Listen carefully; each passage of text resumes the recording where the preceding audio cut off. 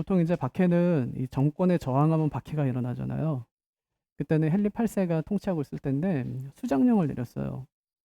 그건 뭐냐면 여태까지는 로마가 임명한 사제들이 교회에서 그 역할을 감당했었는데 황제가 이거 다 바꾸겠다는 거예요. 그래서 내가 싹 사제들을 갈아치우겠다 했어요. 근데 뭐 거기까지는 이해할 수 있어요. 왜냐하면 이게 종교개혁 이후이기 때문에 종교개혁 때 엄청나게 가톨릭에 대한 이 변화를 굉장히 많이 추구하고 이제 교회가 새로워진다고 생각해야 되고 그래서 개신교회가 탄생한 거잖아요. 근데 성공회가 시작하면서 사자만 가는 것으로 그치는 거예요. 그러니까 로마의 조직이든지 로마의 교리는 그대로 받아들이면서 사제들만 그냥 자기 마음에 드는 사람들로 다 가른 거예요. 그러니까 극심한 저항이 막 일어나죠. 거기서 이제 분리주의자들이라고 불리는 사람들이 생겨나기 시작했어요. 저항하는 사람들이죠. 그래서 이 사람들이 이 황제를 계속 이제 황제에게 저항하면서 바꾸려면 다 바꿔라. 로마의 제도도 바꾸고 그다음에 뭐 조직도 바꾸고 그리고 교리도 바꾸고 다 바꿔라. 이걸 100년 동안 싸움을 합니다. 누가 이기겠어? 당연히 뭐 황제가 이기죠. 그러니까 이게 그런 운동을 벌였던 사람들이 굉장히 핍박을 너무 이제 오랫동안 받게 되니까 도저히 여기서 살아갈 수가 없어요. 그래서 결단한 게 뭐냐면 가자 신대륙으로 그거였습니다. 그래서 메이플라워호에 102명이 타서 약 3달간 이제 항해 끝에 미국의 이제 신대륙에 도착한 거예요. 근데 가보니까 어때요? 죽을 맛이죠. 거기 가서도 힘든 거예요.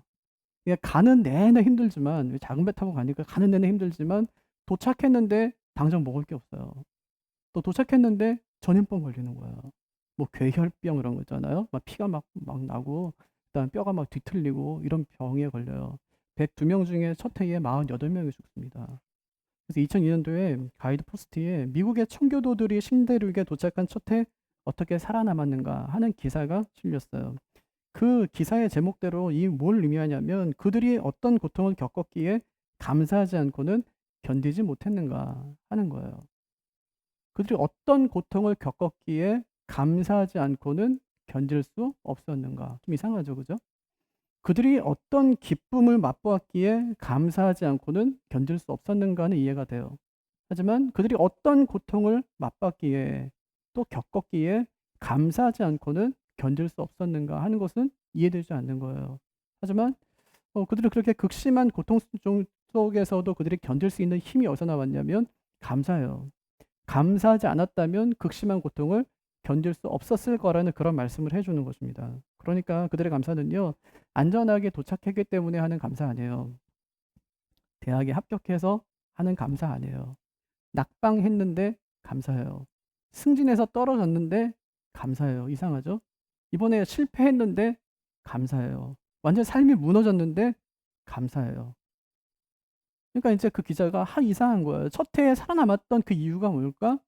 다 죽었는데 다 죽었음에도 불구하고 그들이 재기할 수 있었던 그 비결이 뭘까? 어떻게 그렇게 그들이 살아날 수 있었을까? 연구하고 조사해 보니까 극심한 고통 중에 그들이 감사했던 거예요. 첫 해를 지나고 나서 하나님 앞에 추수감사절을 드리면서 그들이 7가지 감사를 드립니다. 180톤밖에 안 되는 작은 배지만 그 배라도 주심에 감사합니다. 평균 시속 2마일의 항해였으나 2마일이면 걷는 속도보다 느리거든요. 117일간 계속 전진할 수 있었음에 감사합니다. 항해 중 2사람이 죽었으나 한 아이가 태어났음에 감사합니다. 폭풍으로 큰 도시 부러졌으나 파손되지 않았음을 감사합니다. 자매 중 몇 명이 파도 속에 휩쓸렸지만 모두 구출됨을 감사합니다. 인디언들의 방해로 상륙지를 찾지 못해 한 달간 동안 바다에서 표류했지만 결국 호의적인 원주민들이 사는 곳에 상륙하게 해주셔서 감사합니다. 고통스러운 3개월 반의 항해 도중 한 명도 돌아가자고 하는 사람이 나오지 않았음을 감사합니다. 아마 오늘 여러분이 감사 엽서에 어떤 감사를 적어 오신지 모르겠어요. 승진해서 감사하고 건강 주셔서 감사하고 차마 이 얘기는 쓰지 못하셨겠지만 구리에 집값이 올라서 감사하고 또 좋은 차 주셔서 감사하다고 쓰고 싶었을 거예요. 아파서 감사합니다. 직장 잘려서 감사합니다. 성적이 안 나와서 감사합니다. 하는 분들은 아마 없었을 겁니다. 그런데 청교도들의 감사를 보십시오. 그들의 감사는 무엇 했지만 무엇 하다는 감사입니다. 7가지 감사가 전부 그런 감사였습니다. 배는 작았지만 그 배라도 주신 것에 감사하고 항해 중에 두 사람이 죽었지만 한 아이를 선물로 주셨음에 감사합니다. 오늘 우리에게도 이런 감사가 회복되기를 바랍니다. 분명히 현실은 암울하고 되는 일이 하나도 없는데 거기서 감사를 찾고 감사를 시작하는 분들이 꼭 되시기를 바랍니다. 추수감사절은요, 이 감사를 회복하는 절기예요. 이스라엘 백성들은 가을에 농작물과 과일을 거두어서 창고에 저장한 다음에 7일 동안 이 절기를 지켰습니다. 이 절기를 초막절이라고 부르는데 이것은 소출을 위해서 포도밭에 초막을 지은 것에서 유래했고, 또 장막절이라고 부르는데 광야 그 40년의 기간을 기억하는 거예요. 어디서 기억하냐면 이 자기 집 앞에 초막 하나를 지어놓고 거기서 일주일 동안 머물면서 거기서 광야의 생활을 기억합니다. 또 수장절이라고 부르는데 이때 모든 곡식들을 창고에 저장하기 때문에 수장절이다 그렇게 부릅니다. 추수감사절에는 세 가지 일을 했다는 거예요. 첫 번째는 거둔 곡식 중에 10분의 1을 하나님께 가져와서 예배를 드렸습니다. 이때 하나님께 바치는 곡식은 가장 좋은 것을 가져다가 하나님께 바쳤죠. 두 번째는 부채가 있는 사람은 추수한 곡식으로 부채를 다 갚고 난 다음에 하나님께 와서 예배를 드렸습니다. 부채에 대한 부담을 덜어내는 것만으로도 아마 즐거운 축제가 되었을 것입니다. 세 번째는 가난한 사람과 곡식을 나누면서 추수감사절을 지냈습니다. 하나님은 이스라엘 백성들에게 절기를 지키는 것에서 그치지 말고 하나님이 주신 복을 따라 그 힘대로 드리라고, 그 힘대로 나누라고 말씀해 주셨습니다. 그럼 내일 직장에 가실 때 빈손으로 가지 마시고 귤이라도 사서 나누시기를 바랍니다. 예전에 어떤 집사님이요, 자기는 교회 절기에 맞춰서 자기 직원들에게, 부서원들에게 밥을 산다고 그렇게 말씀을 하시더라고요. 직원들이요, 오늘 무슨 날이냐고 그렇게 물으면 하나님이 오늘 밥 사라고 그렇게 정해주신 추수감사절이라고 그렇게 이야기한다는 거예요. 참 지혜로운 방법이라고 생각했습니다. 이런 귤이 됐든지 아니면 밥이 됐든지 꼭 감사의 대를 나누시기를 바랍니다. 오늘 말씀은 참 유명한 감사시거든요. 크게 세 가지를 감사합니다. 1절부터 9절까지 보면 하나님이 지으신 창조 세계에 대한 감사입니다. 10절부터 22절까지는 하나님의 구원 역사에 대한 감사입니다.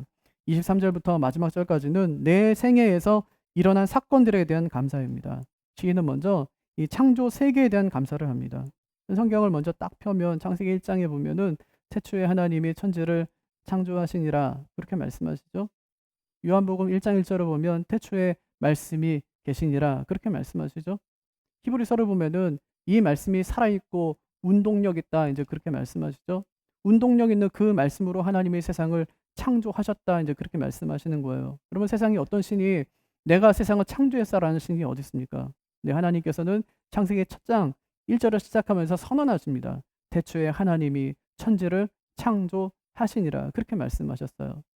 그럼 마치 우리가 어떤 것을 만들잖아요. 집을 만들 때를 보세요. 그러면 집에 만드는 기둥 하나를 세우는 것도, 볼을 하나 세우는 것도 전부 연결되어 있습니다. 단독으로 서 있는 건 아무것도 없어요. 집은 다 연결되어 있는 거예요. 우리 몸이 그렇죠? 우리 몸에 손가락도 다 연결되어 있습니다. 발가락도 다 연결되어 있는 것이죠. 어느 것 하나 떨어진 것이 없어요. 하나님께서 세상을 만드실 때도 전부 그렇게 연결해서 하나님께서 만드셨다는 말입니다. 실제로 그렇습니다. 빛과 어둠이 연결되어 있고 해와 달과 별이 연결되어 있고 하늘과 땅이 연결되어 있습니다. 하나님께서 이 모든 걸 하나의 끈으로 다 묶어두셨다는 말이에요. 그 끈이 뭘까요? 하나님의 사랑의 끈으로 묶어두신 것입니다. 그래서 꽁꽁 묶어두어서 하나도 빠져나가지 못하게 하셨습니다. 시인은 그 하나님을 누구라고 소개합니까? 2절에 보면 신들 중에 뛰어나시고, 3절 주들 중에 뛰어나시고, 4절 홀로 큰 일을 행하시며, 5절 지혜로 하늘을 지으시고, 6절 땅을 물 위에 펴시고, 7절 큰 빛들을 지으시고, 8절 해로 낮을 주관하게 하시고, 9절 달과 별들로 밤을 주관하게 하신 분이다. 그렇게 하나님에 대해서 소개하고 있습니다. 엄청난 분 아닙니까? 세상에서 이 정도면 감사하라가 아니라 복종하라 하든지 아니면 굴복하라 그렇게 이야기할 겁니다. 하지만 시인은 그런 하나님께 감사하라 그렇게 말하고 있죠. 왜 그렇습니까? 그 인자하심이 영원하기 때문이다 그렇게 말씀하세요. 오늘 말씀 보니까요, 한 절도 예외 없이 이 말씀이 계속 반복돼요. 오늘 문장의 형태가 이렇잖아요. 모든 문장이 무엇 하는 하나님께 감사하라. 왜냐하면 그 인자하심이 영원하기 때문이다. 우리말 성경에는 접속사 하나가 빠졌어요. 키라는 접속사인데 이건 이유를 나타내는 접속사입니다. 왜냐하면 이런 뜻이에요. 왜냐하면 감사의 이유를 분명히 밝히는 것입니다. 내가 감사하는 이유는 다른 이유 때문이 아닙니다. 하나님의 인자하심 때문입니다. 하나님의 인자하심이 영원하기 때문입니다. 그렇게 노래하고 있는 것입니다. 해마다 엄청난 산불이 일어나죠. 올해도 보니까요. 지난 10년 동안 산불 난 것 중에 역대 두 번째래요. 거의 뭐 역대급이에요. 엄청 산불이 크게 난 거예요. 그래서 뭐 손해도 많이 봤죠. 사람도 뭐 다치고 죽고 그런 일들이 있었죠. 하지만 이 산불이 꼭 나쁜 것만은 아니랍니다. 숲을 건강하게 하려면 주기적으로 산불이 한 번씩 일어나야 된대요. 그래야 숲의 바닥이 깨끗해지고 살아남은 나무들은 전보다 햇빛도 더 많이 받게 되고 물도 더 많이 얻을 수 있게 된다는 것입니다. 산불로 생긴 그 재는 땅을 기름지게 한답니다.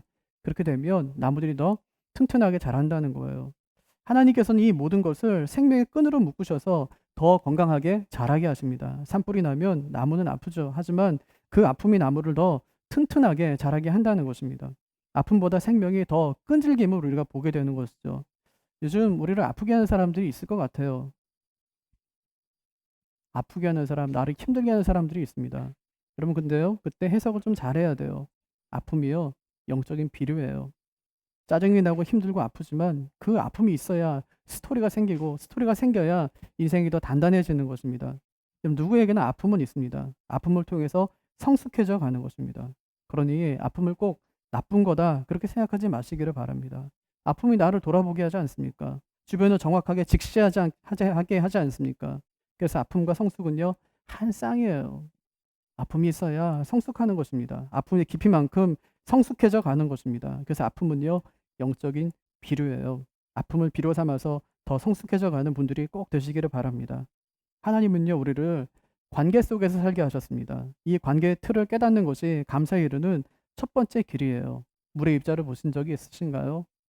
아니면 눈의 입자를 보신 적이 있으신가요? 그냥 눈으로 보면 한 방울의 물에 지나지 않지만 현미경으로 자세히 관찰하면 그 속에는 생명의 끈이 숨겨져 있습니다. 그것을 한마디로 이야기하면 참 신비라고 이야기할 수 있겠죠. 여러분 감사하는 눈으로 세상을 한번 보십시오. 존재하는 모든 것이 하나님의 선물임을 깨닫게 될 것입니다. 존재 자체가 은혜이고 참 감사해요. 존재 자체가 그래요. 특히 여러분 자녀들 생각하면 그러시지 않는가요? 뭘 해서 자녀들이 예쁘고 좋은가요? 아니요. 그냥 존재 자체로 좋은 거예요. 저보다 이제 10년, 20년 이제 앞서 계신 분들은 항상 이제 하시는 말씀이 본인이 젊을 때는 아이 키울 때는 아이 이쁜 줄 모르고 키웠다는 말씀들을 많이 하세요. 그때는 그냥 아까도 우리 장로님 그러셨던데 그때 뭐 아이는 뭐 이 아내가 키우는 거고 남편은 바깥 일 하는 거고 그렇게 하고 지내왔다는 거예요. 근데 요즘에 아빠들을 보면 진짜 새롭게 보인대요. '나는 왜 그랬을까?' 하는 이제 그 마음을 갖게 되는 거죠. 다시 한번 그럼 그때로 돌아가면 우리 아빠들이 지금의 우리 아빠들이 이 모습인데 그냥 이 모습인데 아이들을 정말 예뻐하면서 또 그렇게 잘 키워 줄까요? 그건 뭐 잘 쉽지는 않을 것 같아요. 예. 아이는요 그냥 존재 자체로 예쁜 거 언제 알게 돼요? 손주 낳고 나면 알게 되죠. 자식 키울 땐 몰랐는데 손주 낳고 보니까 존재 자체로 아이가 예쁜 거예요. 여러분 하나님께서 우리를 보실 때에 바로 그렇다는 것을 꼭 잊지 마시기를 바랍니다. 그래서 시인이요 바벨론 포로 중에 있으면서 노래하는 거예요. 그 인자하심이 영원하미로다. 여기서 그가 말하는 이 인자하심은 언약에 기초한 하나님의 한결같으신 그 사랑을 의미하는 것입니다. 거기서 무슨 노래하는 거예요? 거기서 지금 무슨 노래하는 거죠? 애굽에서 하나님께서 그들을 빼내 오신 노래를 하고 있는 거예요. 지금 그들은 어디 있는데요? 바벨론 포로로 갇혀 있는데요. 바벨론 포로로 있는 그 포로기 생활하는 그가 뭘 바라보는 거예요? 수백 년 전에 하나님께서 그들을 이 애굽에서 이끌어내신 그 사건을 추억하고 기억하고 있는 것입니다. 하나님의 인자하심이 어땠다는 거예요? 애굽에서 400년 동안이나 포로했던 그들을 애굽에서 끌어내시고 홍해를 건너게 하시고 많은 왕들을 물리치게 하시면서 하나님께서 약속하신 그 땅까지 그들을 인도하셨다는 그 이야기를 해요. 하나님의 인자하심이 얼마나 큰가를 그가 노래하고 있는 거예요. 어디서요? 포로로 잡혀 있는 사람이 포로지에서 뭘 의미하는 거예요? 하나님은 지금도 여전히 신실하시고 인자하시기 때문에 비록 우리가 지금 포로기에 포로돼서 지금 우리가 갇혀 있지만 하나님께서 우리를 그때처럼 우리도 하나님께서 약속의 땅으로 다시 돌려 보내 주실 것이라는 것을 믿고 하나님 앞에 찬양하고 있는 것입니다. 하나님께서 우리를 어떻게 인도하십니까? 하나님이 창조 때 만드신 하늘과 바람과 구름을 지금까지 돌보고 인도하시듯이 우리도 동일한 사랑으로 인도해 주고 계심을 꼭 잊지 마시기를 바랍니다. 여러분 그래 시인 노래합니다. 그 인자하심이 영원하미로다. 우리도 우리 삶에 베푸신 그 하나님의 인자하심에 늘 감사하는 분들이 되시기를 바랍니다. 두 번째는 하나님의 구원 역사에 대한 감사입니다. 지나온 세월을 돌아보면 하나님의 은혜고 감사죠. 돌아보면 은혜가 아닌 것이 없어요. 5년 전에 노예 목사님들이 올해 복을 가장 많이 받은 사람이 우목사다 이제 그랬어요. 이 교회를 개척하면서 이전 교회에서 받은 사랑 때문인 것 같아요. 근데 이번에 장로 임직식 하는데 노회장 목사님하고 실사장 목사님이 오셔서 두 분이 하는 얘기를 그냥 제가 지나가다가 그냥 얼핏 들었어요. 제 앞에서 한 얘기는 아니고요. 얼핏 들었는데 우리 예배당 참 좋다 그런 얘기 하시면서 오 목사는 신의 아들이래요. 오 목사는 신의 아들이다. 그러시더라고요. 이거 주로 군대에서 듣던 얘기 아닌가요? 군 면제자한테 하는 얘기 아닌가요? 신의 아들. 근데 저를 신의 아들이라고 그렇게 말씀하세요. 그러니까 제 속으로 말씀드리진 않았지만 들은 척도 안 했지만 잘 보셨구나 생각됐어요. 네, 제가 신의 아들이죠. 제가 하나님의 아들 아닙니까? 그래서 늘 감사하죠. 이 감사가 근원적인 감사라는 말입니다. 근원적인 감사. 그럼 우리가 무엇을 감사합니까? 하나님께서 나를 구원하셨다는 그 사실에 감사해야 되지 않습니까? 루터가 이런 말을 해요. 감사하는 사람이 가는 나라는 천국이고 불평하는 사람이 가는 나라는 지옥이다. 어제 저녁에 우리 아이들이 감사 엽서를 썼어요. 쓰면서 얼마나 고민을 많이 하는지 몰라요. 도대체 뭘 써야 되냐는 거예요, 저한테. 감사 말씀은 뭐고, 감사 제목은 뭐고, 감사 말씀은 성경을 갖다 잘 찾아보고 쓰고, 감사 제목은 네가 1년 동안 하나님 앞에 감사할 거 있으면 제목을 참 찾아서 써라. 이제 그랬더니 막내가 그래요. 아빠 저는 뭐 좋은 거 하나도 사준 게 없어가지고 감사할 게 없어요. 그래요. 아니 뭐 좋은 거 하나 사줬으면은 그것 때문에 감사할 텐데 자기가 보니까 뭐 별로 좋은 게 없대요. 감사할 게 없대요. 둘째는 뭘 썼나 제가 봤어요. 뭘 썼냐 그랬더니 아빠가 와서 보래요. 봤더니 뭐라고 하냐면 일어서게 해주신 감사 이렇게 썼어요. 일어서게 해주신 감사. 그래서 제가 이게 뭐냐 그랬어요. 일어서게 해주신 감사 이게 뭐냐 그랬더니 그럼 뭘 쓰냐는 거예요. 그래서 아니 그게 아니라 그러면은 코로나인데도 이게 건강하게 해주신 감사 이런 거 쓰면 안 되겠냐 그랬더니 하는 얘기가 그거나 이거나 뭐가 다르냐는 거예요. 일어나는 거냐 뭐 건강한 거나 뭐가 다르냐는 거예요. 생각해보면 그렇더라고요. 근데 또 생각해보니까 일어서게 하신 감사 이거 얼마나 감사한 일인지 몰라요. 일어날 수 있어. 이거 얼마나 감사해요. 만약에 누워있다고 생각해보세요 매일. 그럼 이게 얼마나 힘들고 어렵겠어요. 근데 일어서게 해주신 감사 이렇게 썼어요. 예, 그렇죠. 특별한 감사를 찾으려고 하면 아빠가 나한테 뭘 사줬을까, 엄마가 나한테 뭘 사줬을까를 찾아야 돼요. 하지만 일상의 감사를 생각해보면 감사할 거 투성이죠. 그래서 막내가 하도 쓰질 못해가지고 제가 그랬어요. 좋은 아빠 주신 감사해라. 이제 그랬더니 대꾸도 안 하더라고요. 특별한 감사를 찾으려면 참 찾기가 힘들죠. 우리의 근원적인 감사가 무엇입니까? 구원받은 것입니다. 하나님이 나를 구원하셨다는 그 감사가 모든 감사를 전부 끌어안는 것입니다. 우리에게는요, 지나간 은혜를 기억하지 못하는, 잊어버리는 아주 못된 버릇이 있습니다. 그래서 하나님께서 그 은혜를 절대로 잊지 말라고 길갈에다가 기념비를 세우세요. 기념비만으로는 부족하니까 하나님께서 할례를 행하라고 하나님께서 그렇게 말씀하십니다. 바로 전쟁하려고 여리고성 앞에 그냥 머물러 있는데 거기서 하나님께서 명령을 내리시는 거예요. 모든 남자들은 다 할례를 받으라 그렇게 말씀하세요. 그 할례가 무슨 의미인가요? 하나님께서 너희를 여기까지 어떻게 인도해 오셨는지, 너희를 어떻게 구원하셨는지를 기억하는 표를 가지라는 거예요. 이스라엘 모든 남자에게 그리고 아이를 낳으면 무조건 8일 만에 할례를 행하라고 하나님께서 너희를 어떻게 여기까지 인도하셨는지를 아이로 하여금 알게 하고 기억하게 하라고 할례를 명령하세요. 이스라엘 백성들은요 길갈은요 지나보면 끝이세요 그냥. 거기는 지나가다가 관광지처럼 그냥 이거 돌은 뭔데 이러면 설명해줘야 되는 것에 불과하거든요. 하지만 이스라엘 모든 민족들 모든 남자들은 할례를 통해서 하나님의 그 은혜를 몸에 새기고 다니는 거예요. 하루에도 몇 번씩 보면서 하나님의 은혜가 그렇지 하나님의 은혜가 내 삶 가운데 함께 해줘 오늘까지 하나님께서 우리의 삶을 인도해 주셨지 하면서 늘 하나님께서 보고 기억하게 하신 것입니다. 그래서 하나님께서 우리가 하도 잊어버리니까 하나님의 은혜를 그래서 하나님께서 하시는 방법이 뭐냐면 똑같은 말을 계속 반복하는 거예요. 오늘 본문에도 보십시오. 뭘 반복합니까? 감사하라. 감사하라. 또요. 영원함이로다. 하나님의 은혜가 계속됨을 잊지 말고 감사하라는 그런 말씀입니다. 무엇을 감사해야 될까요? 두 가지 감사해요. 첫째는 하나님 때문에 감사하고 두 번째는 하나님이 하신 일 때문에 감사하라고 말씀하십니다. 특별히 우리를 구원하신 것 때문에 감사하라고 말씀하세요. 여러분은 하나님 만난 얘기를 글로 적어 놓으셨는지 모르겠어요. 저는 20살 때 주님 만난 얘기를 글로 적어 놨어요. 여러분도 한번 여러분의 구원 스토리를 한번 적어 보시기를 바랍니다. 그것을 유서처럼 간직하고요.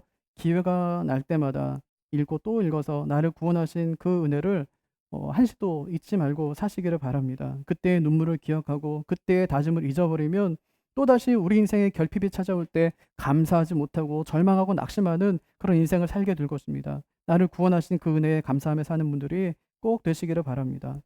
하나님께서요, 바울을 통해서 항상 기뻐하고 쉬지 말고 기도하고 범사에 감사하라고 말씀하셨어요. 항상 쉬지 말고 범사에, 이것은 같은 말이죠. 근데 깊이 생각해 보면 기뻐하는 것과 기도하는 것과 감사하는 것도 전부 연결되어 있음을 알 수 있습니다. 여러분, 무엇이든지 먼저 한번 시작해 보세요. 기도를 시작해 보든지 감사를 시작해 보든지 아니면 기뻐하는 것을 먼저 시작해 보든지 해 보십시오. 그러면 어느 것 하나를 시작하면 나머지 두 개도 반드시 따라오게 될 것입니다. 그래서 무엇보다도 하나님께서 나를 구원하셨다는 그 사실, 그것에 감격해하며 감사하는 분들이 되시기를 바랍니다. 세 번째는요, 내 삶에 일어난 사건들에 대한 감사입니다. 사회학자들이 연구한 거 보니까요, 1950년대는 우리 지구촌 사람들에게 필요한 생필품이 72가지 정도 됐대요. 그리고 꼭 필요한 것들이 있잖아요. 꼭 필수품은 18가지였었는데, 근데 현대인들, 지금 사람들은 생필품이 500가지가 넘고 꼭 필요한 물건도 50가지가 넘는다고 합니다. 우린요, 과거에 비해서 너무 많은 것을 가지고 있어요. 더 많이 누리고 또 소유하고 있음에도 불구하고 행복해하질 않아요. 어, 얼마 전에 우리나라 국민들의 행복 지수를 조사한 결과가 나왔는데 OECD 최하위권으로 나왔습니다. 31개국 중에 30위예요. 행복해하지 않는다는 거예요. 돈이 없냐? 그건 아니에요. 30년 전보다 지금 엄청 잘 삽니다. 그때는 돈으로 따지면 뭐 GDP, GNP 따지면은 뭐 31개국 중에 예를 들면은 28위 이랬어요. 거의 밑바닥이었었는데 지금은 20계단이 올라갔어요. 그 잘 산다는 얘기예요. 잘 살게 됐는데 그런데 행복 지수는 그때보다 오히려 떨어졌어요. 그때는 21위였는데 지금 30위니까 굉장히 많이 떨어졌죠. 왜 이렇게 우리나라가 행복하지 않은 나라가 됐을까요? 전문가들이 하는 말이 물질적, 사회적인 격차가 벌어지면서 행복하지 않은 나라가 됐다는 것입니다.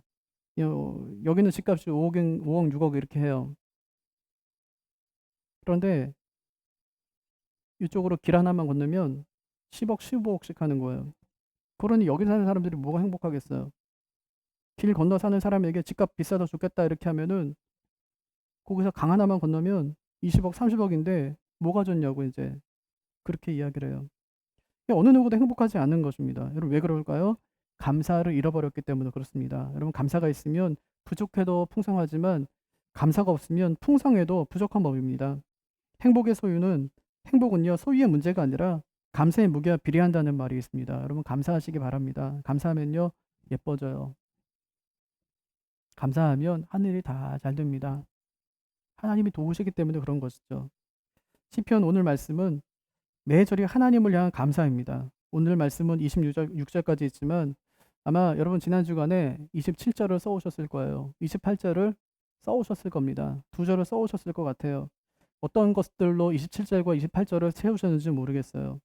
제가 오늘 유튜브 전도사님에게 오늘 설교가 그 모세가 홍해바다 건너는 거더라고요.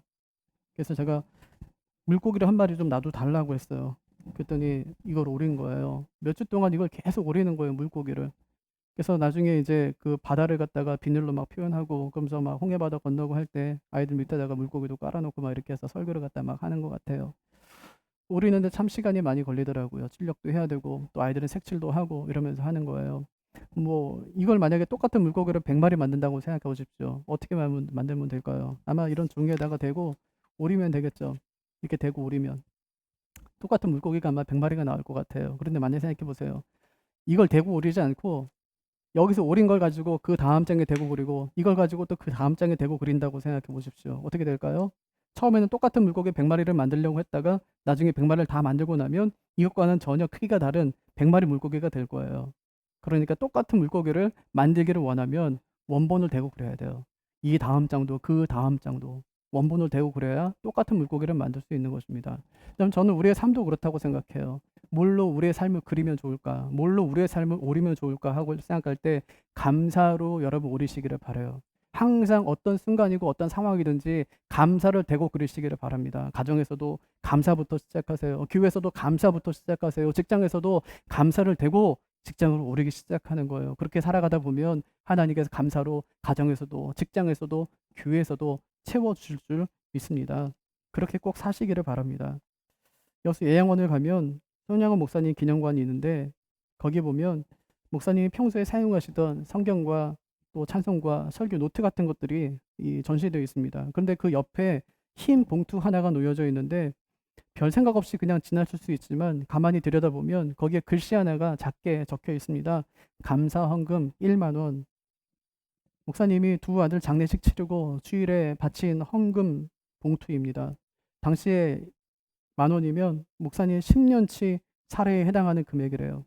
저는 그 이야기를 듣고 큰 충격을 받았습니다. 목사님이 두 아들 장례식장에서 이런 답사를 했어요. 나 같은 주인의 가정에서 순교의 자식이 나게 하셨으니 감사하고, 허다한 성도 중에 이런 보배를 나에게 주셨으니 감사하고, 삼남 삼녀 중에서 가장 귀여운 맏아들과 둘째 아들 바치게 하셨으니 감사하고, 한 아들의 순교도 귀하다 하거늘 두 아들이 순교하게 하셨으니 감사하고, 예수 믿고 와서 종신해도 복이 오늘 전도하다 총살 순교했으니 감사하고, 미국 가려고 준비하던 아들이 미국보다 더 좋은 천국 갔으니 더욱 감사하고, 사랑하는 아들 죽인 원수를 회개시켜 양자 삼고자 하는 마음 주신 것도 감사하고, 아들의 순교가 열매 맺어 무수한 천국의 열매가 생길 것 믿으니 감사하고, 역경 속에서 하나님의 사랑 깨닫게 하시고 이길 수 있는 믿음 주시니 감사하다.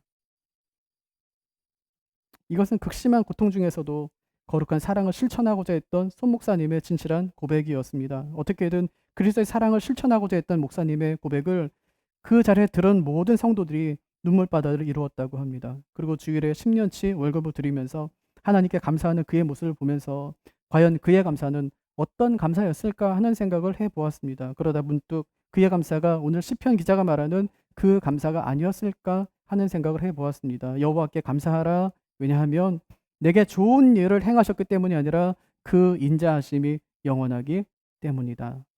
그의 신실하심을 믿기 때문에 하는 그런 감사였다는 말입니다. 그 감사가 우리 모두에게도 함께 하기를 주님의 이름으로 축복합니다.